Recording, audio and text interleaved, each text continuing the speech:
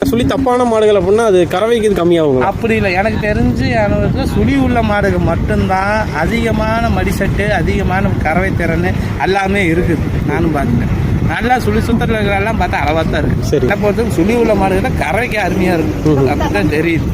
அதே ஒரு கேரளாக்காரர் வாங்குறாங்க, ஸோ எனக்கு அது சுழி பார்க்கல. ஒரு கர்நாடகாக்காரன் வாங்குறாங்க, சுழி பார்த்துக்கிறது இல்லை. தமிழ் மக்கள் ஒன்று தான் சுழி அது இதுன்னு பார்க்குறோம். அதாவது சில பேர் பார்க்குறோம். சுழி அப்படிங்கிறது தமிழ்நாட்டுக்குள்ள மட்டும்தான் இருக்கு. ஆமாம், சரி, அதர் ஸ்டேட்டில் யாரும் மேக்சிமம் 100க்கு ஒரு 10 பேர் தான் சொல்லி பார்ப்பான் அதர் ஸ்டேட்டில். சரி, மற்றவங்களாம் யாரும் பார்க்கறது 90% பார்க்கறது இல்லை. நல்ல மாடு அவங்க ஏற்றிட்டு போய் சூப்பராக பண்ணுறாங்க.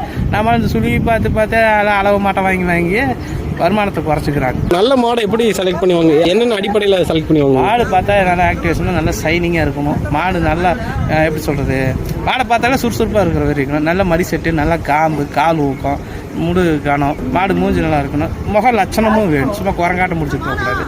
முக லட்சணமும் வேணும். குணம் பார்க்கணும். உதைக்குதா என்னன்னு பார்க்கணும். அதெல்லாம் பார்த்து தான் எடுக்கணும். இப்போ 1.5 லட்சம் 2 லட்சத்துக்கு நம்ம விலை போட்டு மாடு வாங்கிட்டு போய் நாளைக்கு அது கறந்து கட்டுப்படி பண்ண முடியுங்களா? முதல் தான் பிரீடு தான், அதில் கறக்கும்.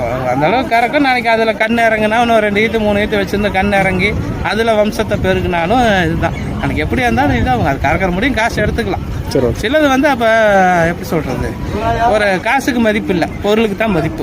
இன்னைக்கு குதிரை 10,000க்கு விற்கிது, 50 லட்சத்துக்கு விற்கிது, 5 லட்சத்துக்கு விற்கிது. ஓடுற குதிரை ஓடிக்கிட்டு தான் இருக்குது. அது 10 பைசா பொருள். 50 லட்சத்துக்கு ஓடுற குதிரை அதே ரேட்டு தான். 5,000க்கு வாங்குற குதிரை அதே ஓட்டம் தான் ஓடுது. சரி, மதிப்பு தான்.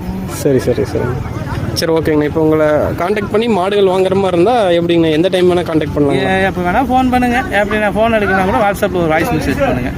சரி, இப்போ மெயினாக நீங்கள் கருங்கல் பாளையத்தில் மட்டும் தான் வாங்கி தரீங்க? கருங்கல் பாளையத்தில் பண்ணுறேங்க. இப்போ வெளியே பண்ணையிலே மாடு எடுத்து தரோம்.